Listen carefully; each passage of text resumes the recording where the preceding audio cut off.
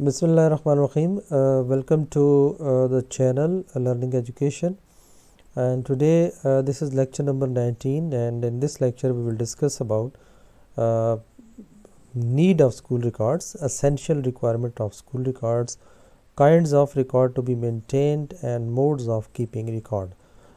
This lecture is going to be a long lecture, so that's why the patience is required and your attention is required, so please pay your attentions. So let's start our lectures from the topic need of school record. If we talk about introduction, so we can say that maintenance of the school record, this is an essential aspect of school administration, and you know that every teacher and in particular the headmaster in charge of institution should be well conversant with it. It should be remembered that headmaster is solely responsible for the proper maintenance and preservation of records, and these duties cannot be delegated to any of his subordinates. And his responsibility is not lightened by the employment of clerks charged with the duty of maintaining registers, nor by any arrangement by which members of the staff assist him in this part of his duty.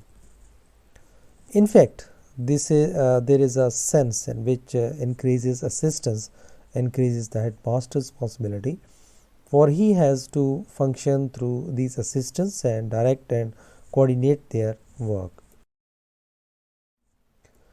So, what is need of school record? Every institution that is permanently organized should maintain their certain records from which its origin, its growth and development, its condition and circumstances at various periods, its aims, its aspirations and achievements, its efficiency and usefulness can be clearly known and estimated. So, this is also true for the school, which is a permanent public institutions, and this school is answerable to several bodies for its effective functioning. And to the parent in the first place, it is responsible for the proper training and instruction of their children. So they pay fee, and for some of them it is considerable sacrifice, and even in cases where education is free, they pay for their educations, children educations indirectly through rates, causes and general taxations. At any rate, they are deprived of their children's services at home or of their assistance in earning a livelihood.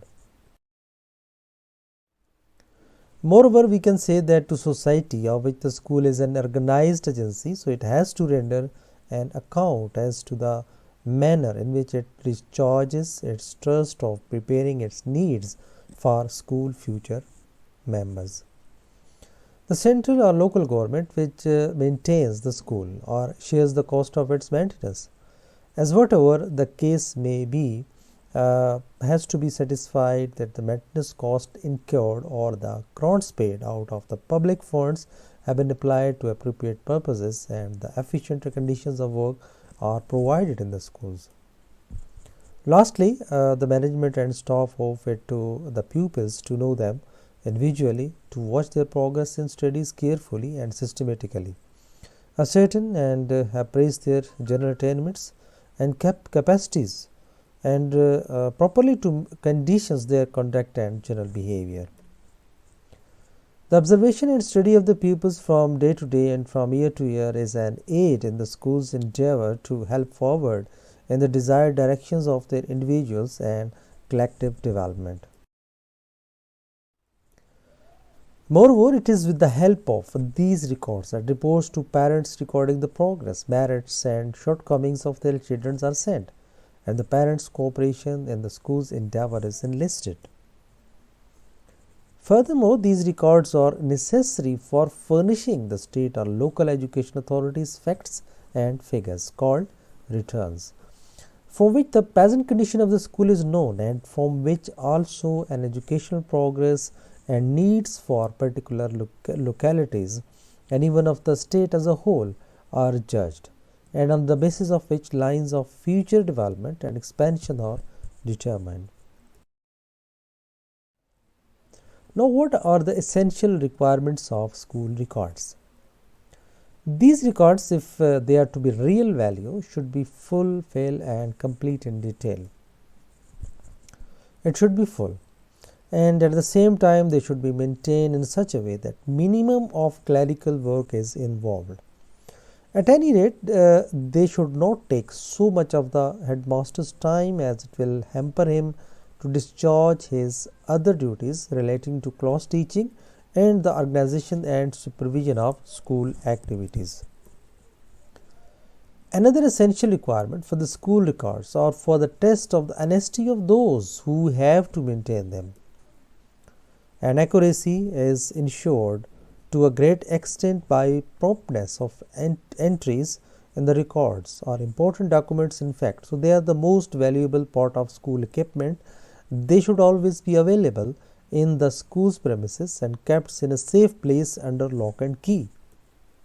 So they should not on any account be removed from the school. Moreover, in view of the failure to observe these rules in practice, some educational authorities have thought necessary to issue instructions that not only teachers follow but even inspecting officers should not remove records from the school premises for the purpose of security and not even the visitors' book. From an analysis of the record maintains in representative high schools in the different parts of the country, it was found that they were designed to serve 5 purposes. So what are those purposes? These are: number 1, to assist in guidance, including classification and placement of pupils. You know that pupil means students. To improve classrooms teaching methods by giving the teacher information regarding the individual differences of pupils. And the third one is to assist in educational research. And the fourth one is to meet requirements of and provide basis for reports 19 state and local authorities. And the fifth one is to motivate pupils' work. Of these, records serving the first 2 purposes are considered to be primary importance as concerned with the work carried on in the school. In kinds of records to be maintained, we will discuss more that administratively the records which has been maintained in secondary schools are broadly under the following heads: journal, financial, educational, and those relating to equipments. The criterion for adoptions of any record is whether it serves any useful purpose in making the management of the school more effective.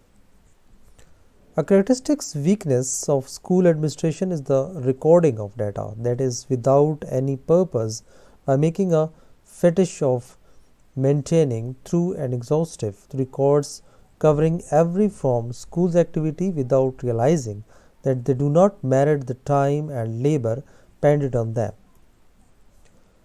Approval of the inspecting officers is, however, necessary as to the selection of the records to be maintained in school. Following kinds of record is given below. What are that? Journal. First of all, journal. Journal means a journal record includes calendar, logbook, visitor books, service registers, registers of loan of buildings, orders and circulars of the education authority, staff leave register, memo book, from and to registers, local delivery book. The second one, that is financial.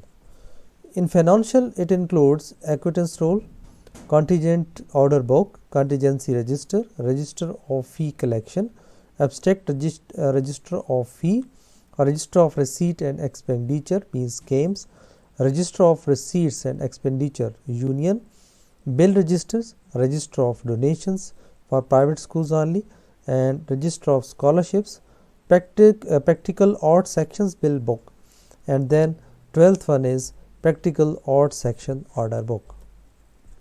Then in educational includes pupils attendance register, teacher attendance book, class timetables, teachers timetables, journal timetables, teachers monthly program of work, pupils progress records, school test records, headmaster supervisions registers, admission registers, transfer certificate books, and public examination records. Okay, next one, and that is equipment. Equipment involves stock book of furniture and school appliances, library catalog, accession register, library issue book, stationery issue book, stock and issue of games material, register of newspaper and magazines received, register of supplies, slates and books, received and distributed, register of articles manufactured in the practical art section, register of stock of raw materials for the practical art sections. In correspondence, it includes from and to registers, PN book, manual book, file of departmental orders and circulars, public examination file, register of causal leave granted. In addition to those mentioned under the heading financial, the following further records have been found helpful in maintaining school accounts, like cash book for entering daily receipts and payments, journal ledger or classified abstract of the monthly totals, remittance book for the purpose of making remittance to the treasury or bank, register of pay bill. There are some modes of keeping records. And what are those modes? Like in every institution, stock list of registers maintained should be prepared. On the outer cover of each register, the following particulars should be distinctly written. The first one, name of the school, the serial number of register, the name of register, number of volume, and the number of pages in the volume and dates on which the volumes was opened and closed. When the register is opened, the pages should be numbered consecutively, either in red ink or with numbering machine, and no leaf must be inserted into or detached from any registers. If a page is disfigured by faulty entries or otherwise, the entry should be secured off with the remark cancelled. Moreover, the register should be kept tidy. Writing and figuring should be such as well give a neat appearance to the entries. Figures must not be giant. Notes in many columns should be avoided, as they are liable to lead to confusions in totaling and admit of alteration. Registers should not be folded or the pages crumbled. If it is necessary to correct any entry, the incorrect one should not be scratched out, but a line should be slightly drawn through it in red ink so that the original entry and the alteration may both be clear on the face of the records. The heads of the office should authenticate each correction of interpolation made by setting his dated initials against each such correction or interpolation. All entries must be in red ink, but in entering balance or totals, it is desirable to check their correctness before noting them in ink. All horizontal lines should be thinly ruled in red ink. One line above every total and two lines underneath every final total should be drawn. The money denominations, namely RS, should be indicated by the side of each total.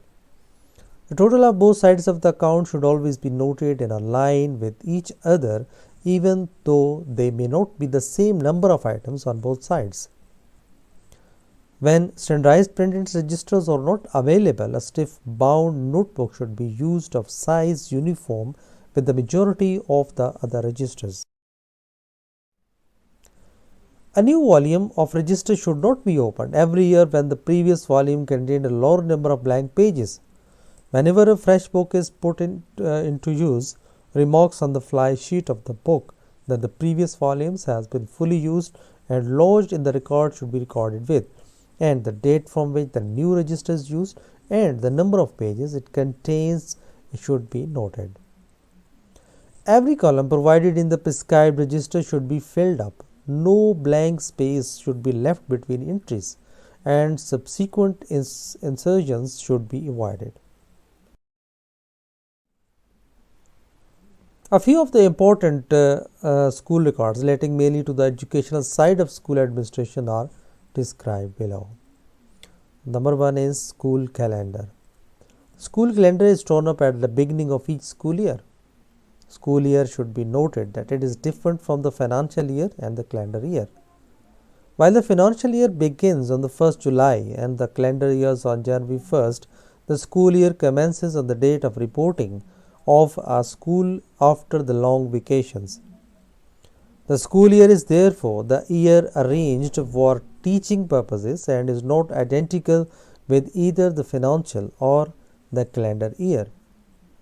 It is generally advisable that all schools in the same provinces or at any rate in the same local area should have a uniform school year. Moreover, we can say that children who unavoidably have to migrate from one school to another at any time of the year may not be handicapped by an appreciable difference in the progress made in the courses of studies in the several schools. According to the general educational requirements, the headmaster of every school should prepare a calendar by the end of June each year and submit one copy to the inspecting officer in charge of the school and have another posted up in his office room. The calendar should contain the following items of information and such other as concern the work of the institutions, like the journal, partial and local holidays, dates for the submission of monthly, quarterly, half-yearly and annual reports and returns, dates of the public and school examinations, dates for sending up applications for public examinations, term certificates, lessons to be done as each partial holiday so that no subject shall suffer through continual loss of periods of works. Dates of meeting of school committees, teachers' associations, debating and each other societies, local excursions, schools, tournaments. In schools where the system of periodical class test is in wake and the dates on which such tests will be conducted and the subjects in which they will be held. The school calendars ensures regularly and timely submissions of periodical returns and reports and conduces to the better and systematic organizations of school activities. The second one is logbook. This is another mode of keeping records. Like education and rules requires also maintenance of the logbook also. The logbook is a record of events and as such it furnishes materials for the history of the schools. And it should contain mention of the special events, the introduction of new textbooks, apparatus or courses of instructions, the plan of lessons approved by the inspectors, the visits of the inspecting officers, and the other distinguished persons interested in education, closures or changes in the working hours of the school on account. If epidemic diseases and any outlier deviations from the ordinary routine of the schools or any special circumstances affecting the schools that may deserves to be recorded for future references or for any other reasons. The logbook is the school diary. It should contain only statements of facts and no expressions of opinion on the work or conduct of teachers or remarks so as to efficiency of the schools. The entries in the logbook should be made by headmasters as occasions may require. So it is a permanent record for future references. The third one, that is admission register. This is also very important. Like admission register is one of the most important school records and the headmaster is personally responsible for therein. Also satisfying himself that the information furnished by the parents in the application for admission to the school is correct.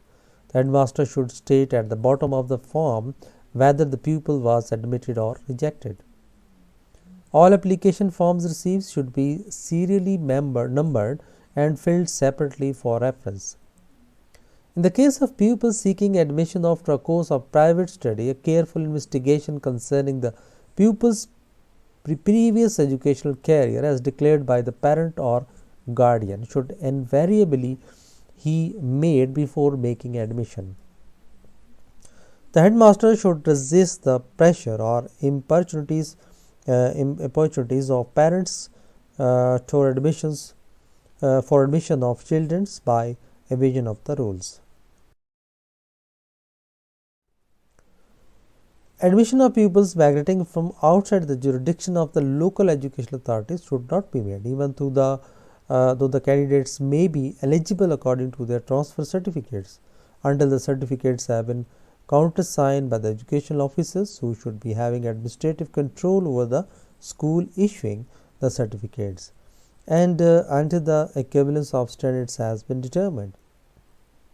No such pupils should be admitted to a class higher than the 5-year class when 2 or more classes constitute one unit from the point of view of the course of instruction. Entries in the admission registers should be made as 50011 as a pupil is admitted or at any rate before the close of the day, and all the necessary particulars as provided for in the register should be noted. No admission or readmission made at any pale of the year should be left out of the registers. Successive numbers should be given to the pupils on admissions, and each pupil should retain this number as long as he remains in the schools. But a fresh serial number should be given to admissions each year, and whenever the admission number of the pupil is quoted, so it should be given in the form of fraction with the square to inch. The serial number belongs as denominators, thus 54 by 55-56. If a pupil leave the schools and rejoin it with the leaving certificate issued by another school, a new entry should be made in the register, but a pupil whose name was removed for default in payment of tuitions or other fees or for continued absence need not to be given a fresh admission number. If Lai returns to the school in the same terms or within 3 months of the removal of his name, but his original admissions number should be given to him.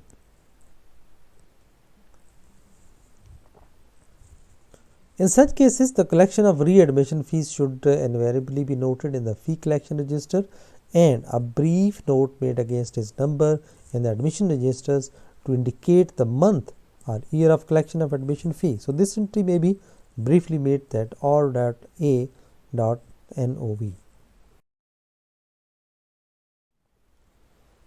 No name should be removed unless a pupil applied for and has been granted a leaving certificate, or has been continuously absent for 4 weeks without permission, or has been a defaulter in the payment of fees till the end of the month during which they were due, or has been dismissed as unworthy of continuing in the schools. When a name is removed for any reasons, the date of the lost attendance should be entered in the admission registers with the cause of leaving if that is known. In recording the date of birth of pupils in the admission registers, the exact day, month and year of the birth should be carefully ascertained and noted in the register. So this date should be retained throughout the pupil's educational career and not be altered without the permission of the educational authority in charge of the institutions. So this entry as the date of birth is very important, as it is often required as evidence in important connections. It should be desirable in large schools to prepare an alphabetical index of the pupil admitted during the year for convenience of reference. Such an index may be prepared after all the admission for the year has been made. At the end of each year, when the admissions for the year are over, an abstract should be prepared to show how many of the pupils admitted during the year left with leaving certificates, how many without certificates, and number maintained in the schools. In case of pupils who leave the schools without paying all or part of the fee due, a remark should be made against their names in this register, so that the fee which is due may be recovered if and when they apply for leaving certificates. According to the departmental rules, admission registers should be preserved permanently. The next one is pupil attendance registers. For each class or division of class, there should be an attendance register which contains the name of all pupils in the class, arranged in alphabetical order. The attendance in some countries provides a separate column for each session of the school day for each period daily, but in other countries only one column for each day is provided. The attendance should be marked for both the morning and afternoon sessions. The usual signs adopted are slant strokes such as slash and backslash, attendance at both the session of the day being indicated by X. No blank should be left, and ink, not pencil, should be used for marking attendance. Attendance should be marked as soon as the class assembles at the prescribed time, and if the pupil leaves the school before the completion of the sessions, his attendance should be cancelled by drawing a line round the mark, thus 0, and the pupil should be dealt with suitably. Absence owing to illness or with leave is indicated by the suitable symbols such as S, L. At the foot of each daily column, the number present at the morning and afternoon sessions should be noted. And to ensure accuracy, account of those actual present should be taken before the number is recorded. It is convenient to note every day on the corner of the blackboard the number of pupils on the roll and the number of present at the end of each month. The number of times each pupil was present should be noted in the column provided. When the school doesn't meet any day, a line drawn through it and nature of the holiday written should cancel that column. When closure was due to reasons other than the usual ones, the reasons should be recorded in the diary or logbook. Long holidays should be indicated by writing holidays across the daily columns, the nature of the holidays being also indicated.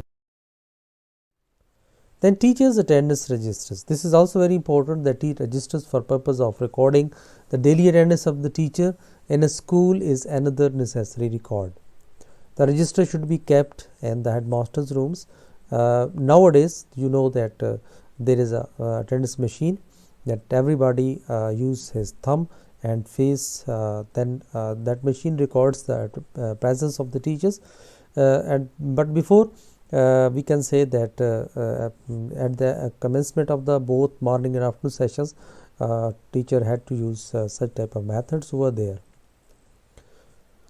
Latecomers should indicate the time at which they arrived. The headmaster should also mark his own attendance and check the attendance of teachers at the commencement of each school sessions.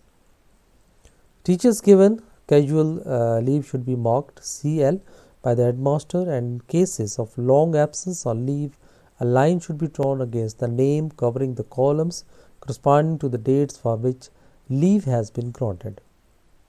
The number of days of casual leaves or the other leave taken by each teacher during the month should be noted in the register by the headmaster at the end of the month.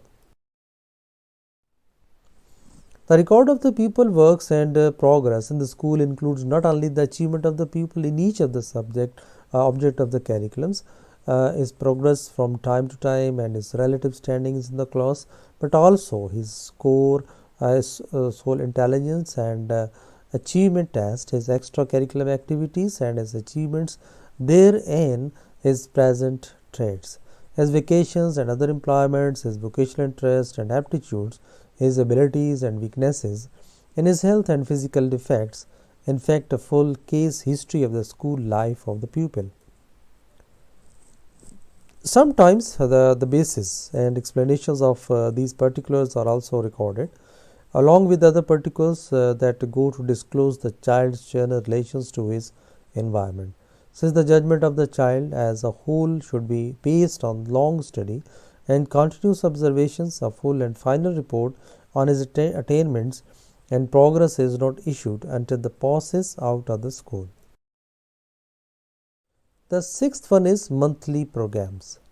Education authorities generally require that the head of all institutions, government and aided schools should see that every teacher draws up at the beginning of each school year a program of work for the year with reference to the prescribed syllabus, and nothing therein at least once a month how far a work has progressed according to the certain programs. So this record enables the head of institutions or inspecting officers to scrutinize and judge the progress made in each subject from time to time. It is further required that head of institutions should check such entries at least once a term, giving their opinions as to the progress made. together with other remarks, if any. It is needless to say that unless the year's work is plotted out with reference to the available number of working periods in the subject concerned in convenient units of time, and unless progress is checked at the frequent intervals with reference to the program's systematic progress, cannot very well be ensured and undue hurry about the end of the school year avoided. It is desirable to have short unit of times for annual programs in order to secure better adjustment of the work to time available in time. In some schools, the work to be done is shown week by week, but very small unit of time involve too much fragmentations of the course of study, and in this connection it has to be pointed out the work for each unit of time, a month, for fortnight, or a week should be shown by topics and not by pages in the textbook as is sometimes done. The letter produce procedure indicates that the teacher is only a slave to the textbook and not a master of his subject. The register so referred related to the educational aspects of the schoolwork. The headmaster functions includes also the custody and maintenance of full and correct accounts of all money received and paid by him, and the rendering of such accounts and the submission of any prescribed returns to his official superiors or managers. He is also the custodian of the school equipment and building and is an administrative control of the staff. In regard to the financial responsibility of the headmaster, it varies with the character of the school, whether it is privately managed, local board of government institutions. In the case of an institution under private management, the headmaster has an important part, not only in the administration of the internal funds, that is those in connection with the extracurricular activities, but also in the preparation and administration of the school budget. In some cases, the headmaster financial authority is confined to the administration of the fund raised for the support of extracurricular activities only. Whether these funds are obtained from a single comprehensive fee or separate fee for separate activities, or even from public donations, good business methods, that should be implied in extracurricular finance as with other school funds, particularly because it is in extracurricular affairs that pupils obtain their first experience in public finance. In cash book, this is an important initial record in which details are entered of all the financial transactions of the school occurring from day to day, and it should be bound volume, and the pages should be carefully numbered in print. The above form indicating the number of columns and particulars to be noted in each column, and that column may be like that: date, particulars, account, amount received, receipt number, LF, amount paid, voucher number, and LF. In column 1, the date on which the cash is received on payment is entered. Column 5 and 8 mark LF for the purpose of showing the number of pages of the subsidiary registers where the corresponding entry appears. For instance, if on September 1994 a sum of 1580 is received as cash on account of salary and is credited to cash account, so there will be corresponding entries in the salary book on the contained certain page. So it is a number of this page in the salary book that is to be noted in the LF column 5 of the cash book. Similarly, the pages of the sports or reading room fund account on which the expenditure on sport of reading room is noted will be entered in column 8. And it should be clearly noted that all transactions to which headmaster is partly in his official capacity must, without any reservations, and be brought to account to the school cash book, and all money received should be paid in full without the least possible delay into a government treasury or the bank, as the case may be. The term cash includes specific currency notes, checks, demand draft, and remittance transfer receipts. Whenever money is received, receipt must be issued, and number of receipt issued must be entered in column 4. Similarly, the payment made from out of the cash should be entered in the payment column, that is column 6, in the order which in which the payments are made, and the number of vouchers obtained from out of cash should be entered, and the payment being noted in column 7. All transactions related to the school, such as salary, fees, and fines, should be entered in this register. The cash book should be written up from day to day, and the entry relating to each item of receipt and expenditures being made at the time of transactions. The balance at the beginning of each day, called the opening balance, should be brought forward on the receipt side, so as also all the sums received in the course of the day. The balance at the end of the day is called the closing balance, and it is entered on the payment side. It should be noted that what is the closing balance at the end if a day is the opening balance at the beginning of the next day. After the day transaction is over, the account should be closed by striking the balance. The balance should always be plus balance. In no case should there be the minus balance. The particular items working up to the cash balance at the close of the last working day of the month should be given in manner detailed hereunder. Like Games Fund, RSPS, Union Fund, Contingency, undisbursed salary, any other items to be specified in total. Balance in bank, Games Fund, RSPS, Union Fund, or other items to be specified. There must be an agreement between the entries in the cash book and the corresponding entries in the subsidiary registers, namely contingent registers, games account registers, union account registers, admission fee registers, medical fee registers, as also with the remittance with the and withdrawals in the passbook and the copies of the challans. After closing the count of the day, the cash on hand should be counted by the head of the institution, which should satisfy himself that it agrees with the book balance, and the day's business should be closed with this dated signature. Failure to do this involves discrepancies and incorrect accounting. If any transaction is omitted from the cash book on the day it takes place, and it should be accounted for on the day the mission is notices, with necessary remarks as to the omission. The other is fee collection register, means the collection of fee with admission and readmission, tuition, games, union, medical inspections, and any other fee that may be collected in the schools is one of the main duties of the headmasters, but for convenience of the collection, it may be entrusted to teachers in charge of the several classes in the school. To avoid frequent interruptions of the classwork and to systemize such collections, specified dates are fixed for the purpose. On the appointed dates, the class teacher should collect the fee at the beginning of the regular work after the roll call, and on receipt of the payment of each pupil, he should make the necessary entry against the letters in the prescribed fee registered with his dated initials. As soon as each entry is made, or receipt should be issued to the people, printed forms with counterfoils should always be used for receipts, which should be. In no case should receipt be dated, nor should they be filled with their anticipation of receiving payments. After the day collections are over, the class teacher should not the total amount collected in the columns provided for the purpose in the register, and after duly attesting it, and it should hand it over as early as possible on the same day to the headmaster, who will acknowledge receipt in another columns.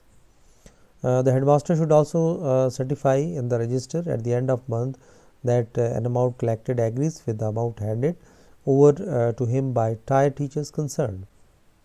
This item of work should be attended to on proper day, and for no reason should be postponed to the next day. Nor should be amount be received by any other persons subordinates to the headmasters.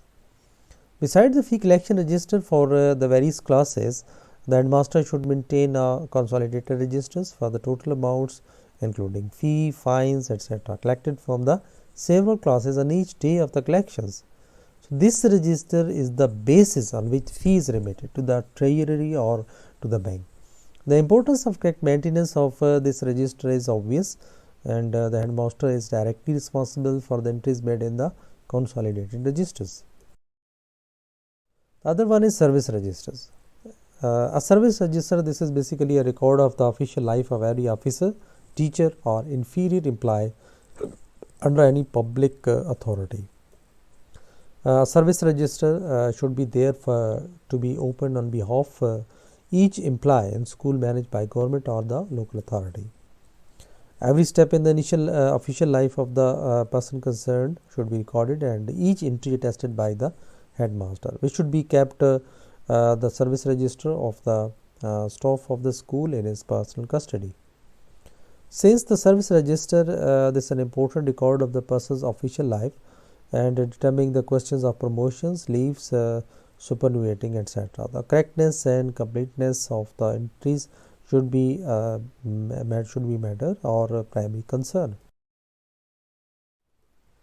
All the columns in service register that should therefore be filled, and the following points in the regards to maintain the maintenance of service registers based on defects ordinarily observed during the inspection of the school records should be borne in mind by those who have custody of service registers. Like the entries in the service register should agree their records. In the case of first appointment, the late OD with the appointee took charge should be noted, along with the number and dates of the order of appointment. Similarly, in the case of transfers, the date of birth first entered in the service register should not be changed except with the permission of competent authority. There should be no interruptions of duty without such being explained, and all cases of fines, suspensions, degradations or other punishment should be noted with reasons, therefore the authority for the punishment. The last one, I think, that is stock register if school equipment. So this is there is one more record of the major importance of which mention should be made here, and it is the register of all removable property in the schools, and the headmaster, as mentioned earlier, is the custodian of all school equipment, and this is the duty to maintain a general stock register in which article of furniture, teaching appliances and other articles of the permanent means non-perishable nature purchase from time to time should be noted. So together with the particulars as to the date of purchase or supply and number, value and date of payments. The headmaster should check the stock of equipment at least once a year, preferably at the end of school year, and verification should be recorded in the stock registers with explanations for the difference in stock, if any, and action taken thereon. Checking of furniture is simplified if separate inventories of articles of each room are prepared and put in the respective rooms and kept up to date. The teachers in charge of the rooms would be enabled thereby to keep a check on the property there. Nothing should be struck off the register without permission of the officer competent to note it, and if any articles are damaged and can be repaired and used, they should be repaired without delay with the sanction of the competent authority. And if the damaged articles are irreparable and unserviceable, so steps should be taken to dispose them off and to credit and sale proceeds to government or schools funds as the case may be. Lecture, hopefully we have covered almost all the topics whatever we discussed earlier. So thanks for watching. This is request that if you like this lecture, so please subscribe this channel if you still didn't subscribe for more videos. So please give your best, give your comments. Thank you very much. Take care. Allah Hafiz.